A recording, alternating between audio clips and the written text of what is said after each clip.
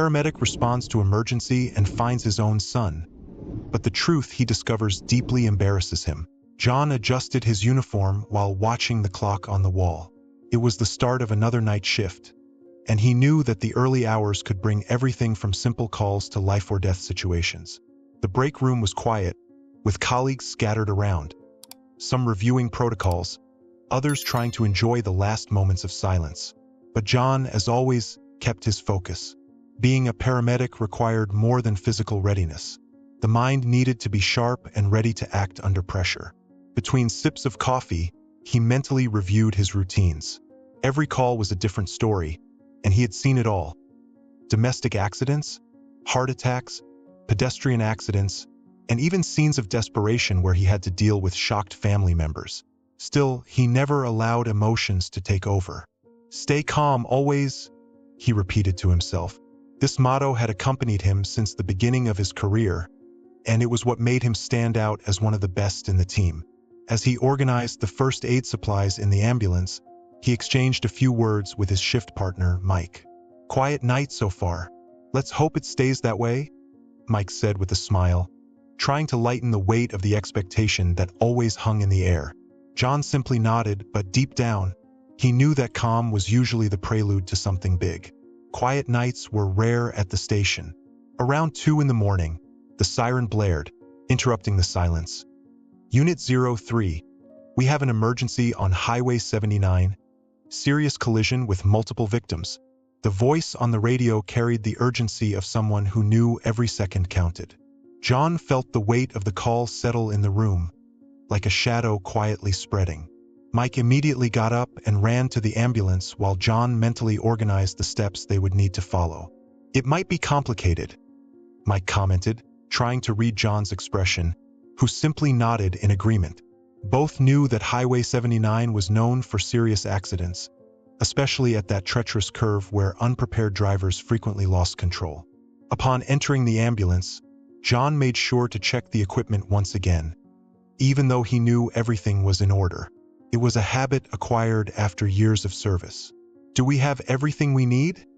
he asked, more to himself than to Mike. "All set, John.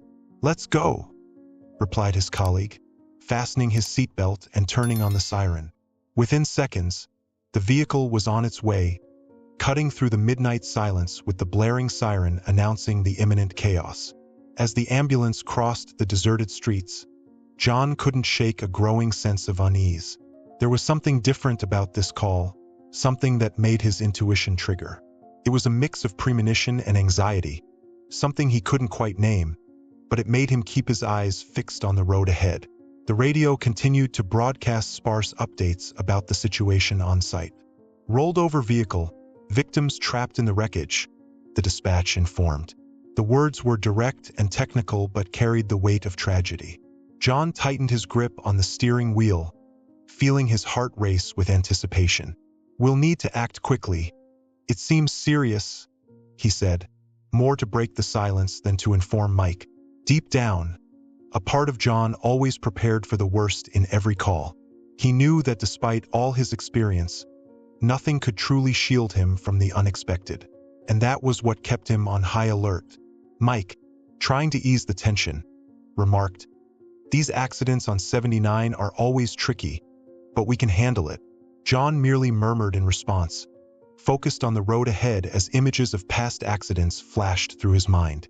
As they approached the scene, the headlights began to reveal signs of confusion. Stopped vehicles, people waving desperately, the reflection of sirens on the asphalt. The tension in the air was palpable, and John knew he would need to stay in control to lead the rescue operation with precision. The images he had feared most began to materialize. With his heart racing, he mentally prepared for what he was about to face. The anticipation and fear of the unknown mingled in his mind. John knew that despite all his experience and preparation, some moments are unpredictable. As the ambulance approached the accident scene, the chaos was evident. The flashing lights of emergency vehicles cast a grim warning, reflecting off the twisted metal of 2 completely wrecked cars. John and Mike quickly exited the ambulance, immediately taking positions to organize the rescue. The sound of sirens mingled with the screams and cries of victims and witnesses, creating an atmosphere of desperation. John took a deep breath, maintaining his usual focus, but something about the scene felt unusual. Mike began triaging the victims while John assessed the most critical situation. 2 cars were utterly destroyed, one of them overturned, with people still trapped in the wreckage. John approached the first vehicle, where a woman was conscious but in shock, with severe leg injuries. He signaled to the support team to start the procedures, but his attention was diverted by something he couldn't ignore: a familiar sneaker among the debris of the second car. With his heart racing, John moved toward the second vehicle. The car was on its side, with parts of the bodywork torn and glass shards scattered everywhere. As he approached, he felt his stomach churn upon recognizing a face among the wreckage. It was Luke, his son. The world around John seemed to stop for a moment. He stared at the boy, trying to process what he was seeing, but his mind refused to accept it. It was impossible. His son, trapped among the debris, unconscious and bloodied. "John, we need you here," Mike shouted, but upon seeing where his colleague was looking, his expression shifted to one of concern and shock. "Is that Luke?" he asked, unable to hide the nervousness in his voice. John nodded slowly, feeling a chill run down his spine. Training instructed him to act with professionalism, but here was his son, hanging in the seatbelt, fighting for his life. The scene was desperate. Luke was trapped between the seat and the dashboard, with his leg ensnared in the wreckage. Blood trickled down his face, mingling with the glass shards that sparkled in the flashlight's glow. The rescue team around seemed hesitant, waiting for some direction from John. But he was in shock, paralyzed by the conflict between his role as a father and a paramedic. Mike, recognizing the gravity of the situation, tried to intervene. "John, we need to decide how to proceed. We have other victims, but..." Mike's voice echoed in John's mind as he struggled to find a way out, but all he could feel was despair. John knelt beside the car, his hands trembling as he tried to process the scene before him. Seeing Luke there, trapped and unconscious, left him immobilized. He had faced countless emergencies, but nothing had prepared him for this. Training instructed him to stay calm, follow protocols, but as a father, all he wanted was to pull his son from the wreckage and get him to safety. For a moment, he felt powerless, his head spinning between desperation and the need to act. The rescue team looked to John, waiting for his leadership, but he was still in shock. Each second seemed to drag as he fought against the emotions threatening to overwhelm him. "John, you need to react," Mike said, trying to bring his colleague back to reality. Mike's words sounded distant, like an echo, as John forced his mind to focus on what needed to be done. He had to choose between reason and emotion, and both options felt painful. Finally, John took a deep breath, forcing himself to regain focus. He knew time was against them. Luke was severely injured, and every minute increased the risk of irreversible complications. "Let's start with stabilization. We need to access the dashboard and free his leg first," John instructed, now with a firm voice but laden with tension he tried to mask. The team moved quickly, preparing the equipment while John assessed the best way to approach the rescue without putting Luke's life in further danger. But no matter how hard he tried to maintain a professional demeanor, the sight of his son so vulnerable was shaking him. Every movement he made was a reminder that he was dealing with the life of someone he loved more than anything. The image of Luke smiling in those family photos came to mind, intensifying the pain. "I need to save my son," he repeated to himself like a mantra, trying to push away the growing fear that he might fail. This wasn't just any rescue. It was the future of his own family at stake. As the others prepared the jaws of life, John noticed that part of the dashboard was pressing against Luke's chest, making it hard for him to breathe. The situation was critical, and time seemed to pass faster with each beat of his heart. He needed to act quickly, but the complexity of the rescue required calm and precision. "Mike, help me access the left side. We need to clear space to stabilize his head first," he said. But inside, he was struggling against the emotion threatening to overtake him. The tension in the air increased with each passing second, and the noise of heavy equipment cutting through metal sounded like a clock ticking down the urgency of the moment. Every movement was crucial, and John knew that any mistake could be fatal. But inside, he was torn. The mind of a paramedic needed to be cold and calculated, but a father's heart was about to succumb to anguish. "You can do it, John. You can save him," he whispered to himself, trying to block out the fear that plagued him. As the first pieces of metal were removed, John finally managed to see Luke's face more clearly. There were cuts and bruises, but the worst was the lack of response. He called out to his son, trying to get any sign of life.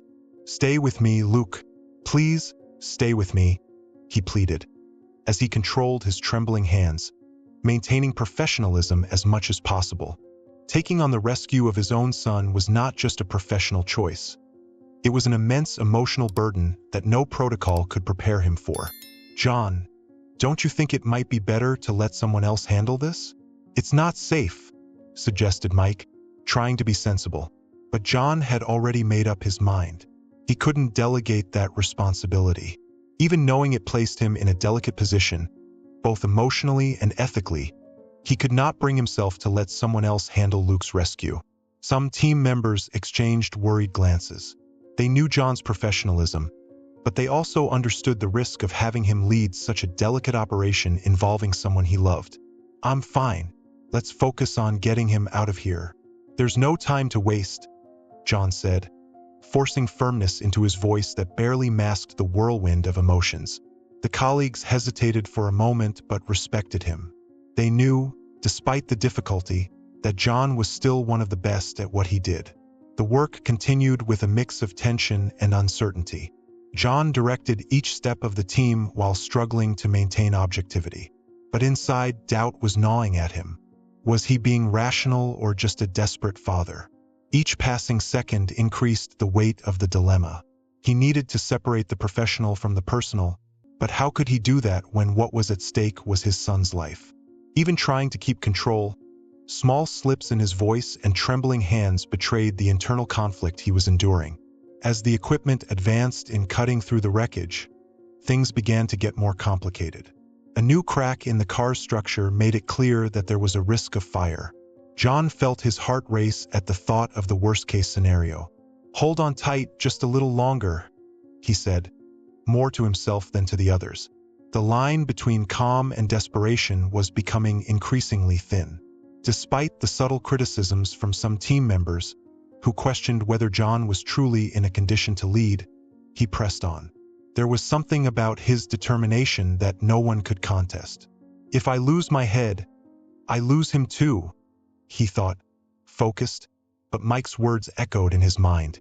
He knew his colleagues were right to have concerns, but backing down at that moment was not an option. Not while he still had the strength to fight. With every inch of metal removed, John got closer to his son, but also to the limit of his own endurance. He knew he should trust the team, but the responsibility felt heavier than he could bear. His hands, though experienced, felt heavier, while the awareness that any mistake would be irreversible suffocated him. He had trained to be cold and precise, but it was impossible to shut off the emotion when his own son's fate was on the line. As John and the team continued cutting through the wreckage, details began to emerge from the accident scene that he wasn't prepared to confront. Among the debris, he noticed crushed beer cans scattered across the asphalt. John's heart sank as he realized what this could mean. He turned away for a moment, trying to push the thought aside, but the evidence was too clear to ignore. Luke had been driving under the influence of alcohol. The pain of this discovery mixed with the desperation to save his son, making the situation even more unbearable. John felt a wave of anger mixed with sadness sweep through him. How had he not noticed how much Luke was spiraling? The recent arguments, the rebellious behavior, everything now made sense. "I should have paid more attention," he thought, blaming himself internally. But at that moment, there was no time for blame or regrets. The priority was to save his son's life, no matter how painful it was to confront this new reality. Disappointment and frustration echoed in his mind, but he needed to stay focused. Mike also noticed the cans and threw a quick glance at John but decided to say nothing. He knew his friend was battling an internal storm, and the last thing John needed was more pressure. "Let's focus on stabilizing him. We'll think about the rest later," Mike said, trying to pull John's attention back to the present. John merely nodded, unable to express the mix of emotions consuming him. He was caught between his duty as a father and the frustration of realizing that his son was on a self-destructive path. As the team removed the last parts of the wreckage, John tried to ignore the pain in his chest and focus on what needed to be done. He knew that, after all this, he would have to face the harsh truth about Luke's behavior. But now was not the time. "Focus, John. He still needs you," he repeated to himself, trying to cling to every shred of rationality he had left. However, the anger at what Luke had done began to blend with the fear of losing him forever. When he managed to access more of the car's interior, John noticed Luke's cell phone lying on the ground. Its screen cracked. Picking it up, he saw recent messages from friends urging him to go to that party. Just one more time. The words on the screen were like daggers to John's heart. He knew Luke had been getting involved with people who were influencing him negatively, but he never imagined things had reached this point. The sense of having failed as a father was overwhelming. He knew he would need to deal with this later, but for now, saving Luke was his only focus. As they positioned the equipment to remove his son, John felt a lump in his throat. Every second of waiting seemed like an eternity, and the mix of guilt, anger, and desperation left him on the verge of collapse. "I can't lose you, Luke. Not like this," he murmured to himself, as if that was enough to ward off the devastating reality that awaited him. The situation was becoming increasingly critical. John knew that time was against them, and every lost minute could mean the difference between life and death for Luke. The team worked frantically to stabilize him, but the surrounding environment was chaotic. Smoke was rising from the engine of one of the cars, and the strong smell of gasoline filled the air, indicating an imminent risk of explosion. John needed to focus and make quick decisions. His son was severely injured, and any mistake could be fatal. As Mike adjusted the cervical collar on Luke, John tried to access the equipment he would need to keep him stable during transport. But the space was tight, and the panic of the bystanders only worsened the situation. "Come on, everyone, we need to be quick. We don't have much time," John shouted, trying to keep the team focused despite the evident tension in his voice. He knew the movements had to be precise, but adrenaline made everything more difficult. Every second counted, and the clock seemed to speed up as Luke's life slipped away. The surroundings were on the brink of collapse.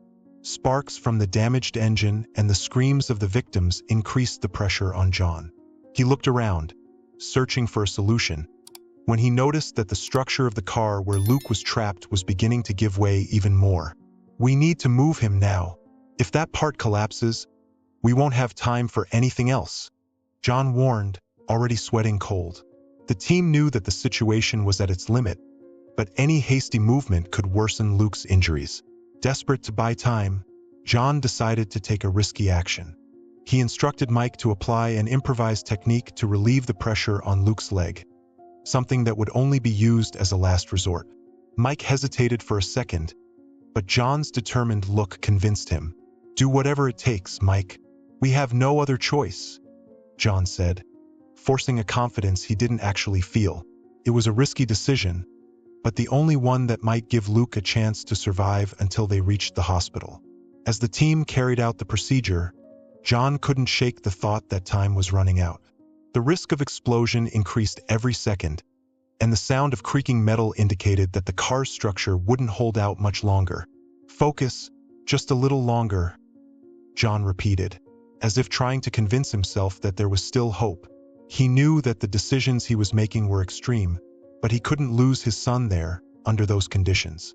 Finally, with a joint effort, they managed to free Luke's leg from the wreckage. The relief was immediate but short-lived. As they tried to stabilize him on the stretcher, John noticed that the vital signs were dangerously low. The situation was critical, and he knew they needed to get out of there immediately. "Prepare the transport now. We have to hurry," he ordered, as the team accelerated the process. Every movement seemed to be racing against time, with danger lurking around every corner of that devastating scene. With Luke finally in the ambulance, John rushed in and immediately began monitoring him. His heart raced and his mind was racing, but he forced himself to stay calm. "Stay with me, Luke.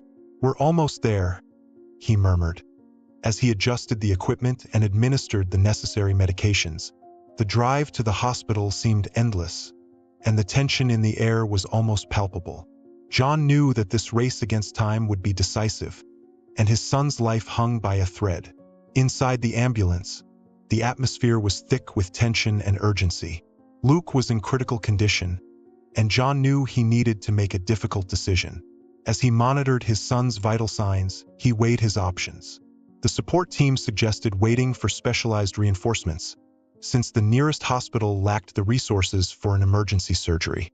But John knew time was not on their side. Luke needed immediate intervention or he might not survive the journey. The dilemma consumed him. Risk everything right there or wait for help that might arrive too late. The ambulance sped through deserted streets, and John felt the weight of responsibility heavy on his shoulders. He knew the procedure he was about to perform was risky, especially in the confined space of the ambulance. But the thought of watching his son die due to inaction was unbearable. Mike, recognizing the gravity of the situation, asked, "John, are you sure about this? Could be too risky." John took a deep breath, trying to maintain control. "I know, Mike, but if we do nothing now, he won't make it." "I'll need you," he replied, his voice laden with resolve. With the improvised equipment, John began to prepare for the procedure. He knew the margin for error was minimal and that any deviation could be fatal. With each movement, the tension in the air increased, and the worried glances from the team reflected the uncertainty of the situation. "We just need to stabilize him until we get to the hospital," John kept repeating, more to himself than to the others. He was aware of the risk that his role as a father might interfere with his decision as a paramedic, but at that moment, his only thought was to save Luke at any cost. As he carried out the procedure, the ambulance jolted over the road's curves, making the operation even more challenging. John struggled against the tremor in his hands, knowing that any slip could be the end. Mike watched closely, ready to intervene if needed, but his nervousness was evident. "John, we're almost there. Hang in there, man," Mike encouraged, trying to keep the focus. John nodded, not taking his eyes off his work, fully concentrated on every detail. It was a race against time and odds, but he was determined to win. Finally, after what felt like an eternity, the procedure was complete. Luke was stabilized, but still in serious condition. John felt a wave of relief mixed with exhaustion, but he knew the risk was far from over. The next challenge was to get to the hospital before Luke's condition deteriorated again. "Almost there, son. Just a little more," he murmured, adjusting the final details on the equipment. The emotional and physical sacrifice John was making was evident, but the fight was not over yet. The rescue team, though impressed by John's determination, maintained an air of uncertainty. They knew that if something went wrong, the responsibility would weigh on everyone. But no one dared question John at that moment. He was at his limit, yet he displayed a strength that surprised everyone. Mike, with a worried expression, placed a hand on John's shoulder. "We'll make it. You did what needed to be done," he said, trying to comfort him. John, however, knew that the real test was still to come. As the ambulance approached the hospital, John realized that despite all their efforts, the battle was far from over. The sacrifice of putting his own emotional health at risk to save Luke was a burden he would carry forever. But at that moment, the only thought in his mind was to see his son open his eyes and breathe on his own. The shadow of fear still loomed over him, but he clung to the hope that everything he had done so far would not be in vain. Inside the emergency room, the atmosphere was tense and grim. As soon as the ambulance arrived at the hospital, a medical team took over Luke's case, but John couldn't pull away. Watching from a distance, he saw the doctors racing against time to stabilize his son. Physical and emotional exhaustion finally began to weigh heavily on him. His hands still trembled, and cold sweat dripped down his forehead. But what troubled him most was the feeling of helplessness. For the first time in his life, He found himself without control over what was happening, and it devastated him. The cardiac monitor emitted a sharp, continuous sound that made John's heart freeze. It was every parent's worst nightmare. The doctors started moving quickly, shouting orders as they tried to revive Luke. John instinctively moved towards the room but was held back by Mike, who gripped his arm firmly. "John, let them do their job. You need to trust them," Mike said, trying to stay calm. But John felt as though his soul was being ripped from his chest. Every second felt like an eternity as he watched the doctor's desperate attempts. The sound of compressions on Luke's chest echoed through the halls, and John, feeling powerless, fell to his knees, bearing the weight of all the accumulated suffering. Tears began streaming down his face as he murmured a silent prayer, something he hadn't done in years. "Please, just this once, just this once," he repeated, as if trying to bargain with fate. The scene around him became a distant blur, and all he could focus on was the uncertainty of what would come next. Time seemed to stop when suddenly the cardiac monitor showed a flat line. That continuous, relentless, cold sound made John's world crumble. He struggled to his feet, ready to storm into the room and do something, anything, to save his son, but before he could act, he was restrained by other nurses. "Calm down, John. They're doing their best," they said, but the pain in their eyes showed that he was on the brink of a complete breakdown. For a moment, he felt that all his effort had been in vain. Mike, sensing the despair in John's eyes, hugged him tightly. "I know it seems like the end, but you need to have faith. They haven't given up and neither can you," he said, trying to hold back tears. But John barely heard him. He was engulfed in a fog of pain, where nothing seemed to make sense anymore. All he could think about was how he had failed. Failed as a father, failed to recognize that Luke needed help, and now failed to protect him. Suddenly, a faint but audible sound cut through the silence. The monitor beeped, indicating that Luke's heart was responding again. It was a shock to everyone in the room. The doctors resumed their procedures with renewed energy, and the hope that had faded began to shine again. John, still in disbelief, stared at the monitor as if he couldn't believe what he was seeing. It was a fragile sign, but it was life. That small sound brought a glimmer of hope amid total despair. With labored breathing and tears streaming freely down his face, John held Mike's hand tightly.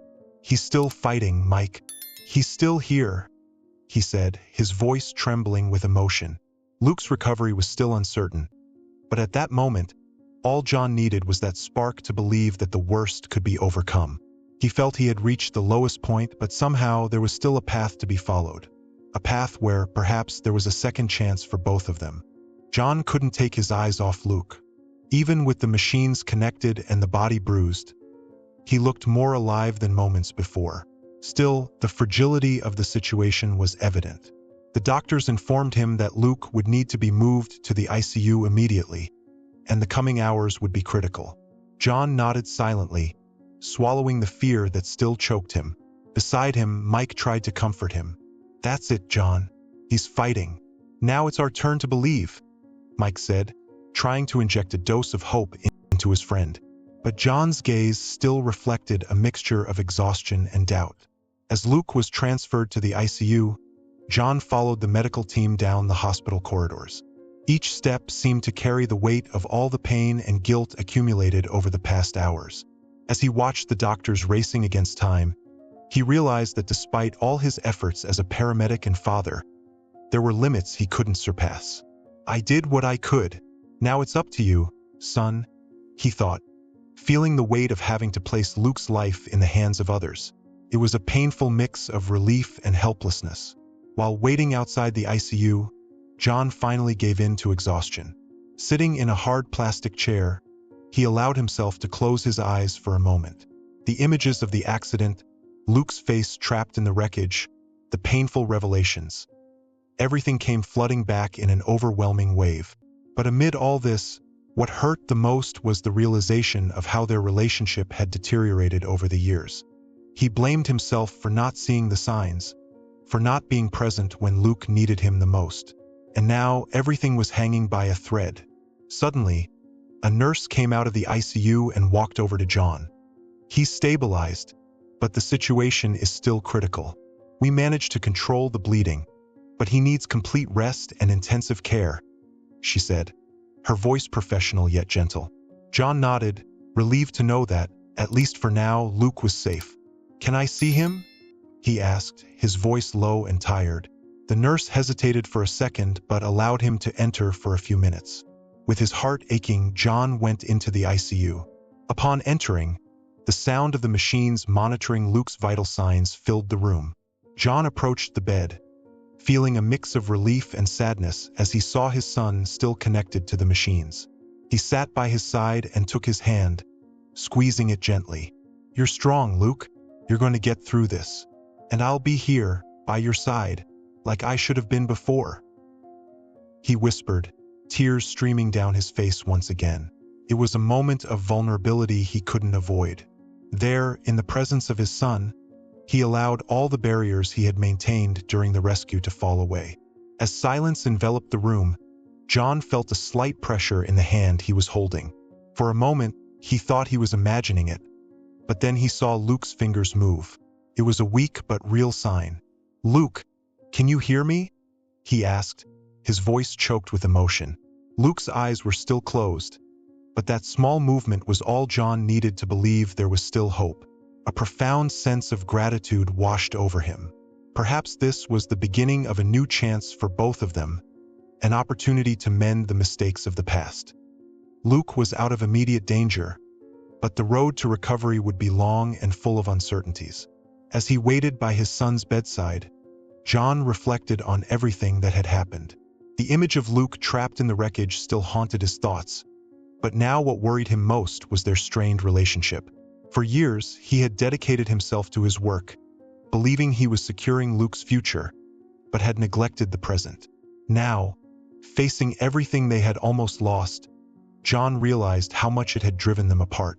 Sitting in the hospital corridor, John replayed the last arguments he had with Luke.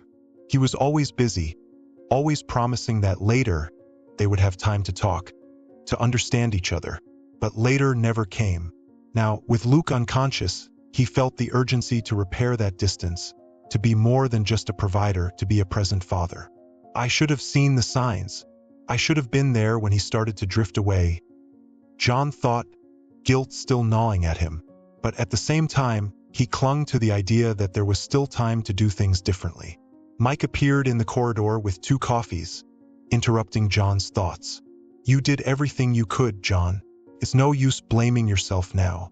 What matters is that he's alive, and that's thanks to you, Mike said, trying to lift the weight he saw in his friend's eyes. John forced a smile and took the coffee, but the feeling of failure was still there, latent. I know, Mike, but saving his life is just the beginning. I need to save our relationship too. I can't keep being absent as I have been, he replied, his voice laden with determination. Days later, Luke finally opened his eyes. The blurry vision and aching body were reminders of how much he had risked. But the first thing he saw was John's face, tired but full of concern and affection. Dad, he said with a weak voice. John held Luke's hand firmly, feeling tears well up in his eyes. I'm here, son. And this time, I'll always be here, I promise, he replied, his voice choked. That moment was a turning point for both. John knew he had a second chance and was determined not to waste it. Gradually, as Luke regained consciousness and strength, father and son began to have honest conversations. It was hard for John to hear about the feelings of abandonment Luke had harbored, and even harder to learn that part of his rebellion came from a need for attention. I just wanted you to see that I needed you, but it felt like nothing I did made a difference, Luke confessed, struggling to hold back tears. John listened in silence, feeling the weight of the words. I failed you, Luke, but that's going to change. From now on, I'll be here for everything, he promised, feeling that. For the first time in a long time, they were truly connecting. Weeks passed, and over time, John decided to take a leave of absence from work. He knew he needed this time to rebuild his relationship with Luke and to deal with the emotional scars they both carried. It was a period of many ups and downs, but also of reconciliation and new beginnings. John rediscovered the importance of being present, of actively participating in his son's life. Gradually, they found a new rhythm, closer and more open. John knew there was still much to fix, but for the first time in years, he felt he was on the right path. In the end, the tragedy revealed a truth John had neglected: the value of the small things, the moments shared. The accident nearly destroyed everything, but it also opened the door to a new chance. And, looking to the future, John was determined to make every second he had with his son count. Now, more than ever, he understood that what really mattered was not just saving lives at work, but being present for the life he loved so much. Luke finally began to show signs of recovery. The physical therapy sessions were painful and exhausting, but he was determined to improve. John was by his side at every step, offering support, encouraging words, and, most importantly, his constant presence. Their relationship, once marked by silence and distance, was now being rebuilt day by day. There was much to overcome, both physically and emotionally, but they both knew that this process was also an opportunity for a fresh start. A month after the accident, the doctor delivered news that filled them both with hope. Luke was recovering better than expected and could soon return home. The emotion in John's eyes was evident. He was finally seeing his son regain his strength, and with that, their connection was growing stronger. "When we get home, we're going to do everything differently, Luke. This time together," John said, holding his son's hand firmly. Luke merely nodded, with a shy smile but full of gratitude. He knew that from then on, things would truly be different.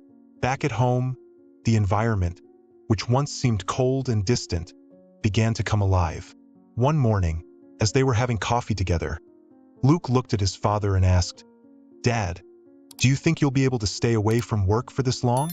John smiled, reflecting on how his perspective on life had changed. "The truth, son, is that I thought my job was to save lives out there. But I realized that the life I need to care for the most is ours. Right here," he replied, sincerely.